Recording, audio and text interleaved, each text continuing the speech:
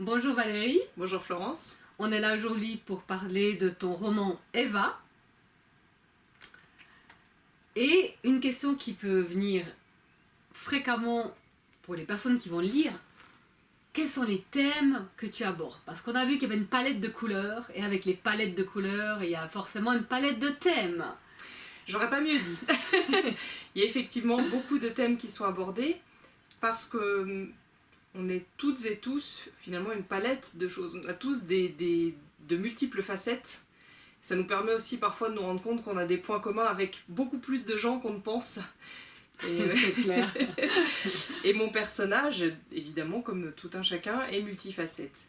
Il y a des thèmes, alors je dirais pas négatifs, je ferai pas d'opposition entre négatif et positif parce que ça me paraît un petit peu trop catégorisé. Oui. Faut être, je pense, un petit peu plus subtil, c'est ce que j'ai voulu faire justement. Il y a des thèmes plus difficiles que d'autres, comme par exemple l'expérimentation de l'anorexie, qui est une période très difficile de la vie de mon personnage, qui est happé par ce tourbillon terrible, où on raisonne plus, où on est pris par cette maladie terrifiante. Presque captif de la maladie. Absolument. Voilà, on est Ouais. totalement captif, Ouais. on est emprisonné par cette maladie. Il y a des thèmes, bon, elle se sort de cette maladie, donc ça c'est effectivement un des thèmes un peu difficiles. Il y a aussi le thème du harcèlement scolaire que mon personnage a connu quand elle était plus jeune, qu'elle a aussi dû surmonter, dont elle a finalement fait une force, mais ça n'a pas toujours été évident. Il y a le thème du handicap qui est lié aussi à mon vécu personnel. Après, il y a des thèmes plus sur l'art aussi. Il y a par exemple le thème de la musique, qui est un des arts que je préfère. C'est ma grande passion avec l'écriture. Donc mon personnage chante et mon expérience de chanteuse m'a permis de parler aussi de ce qu'on peut ressentir sur scène, du trac qu'on peut avoir aussi. C'est clair.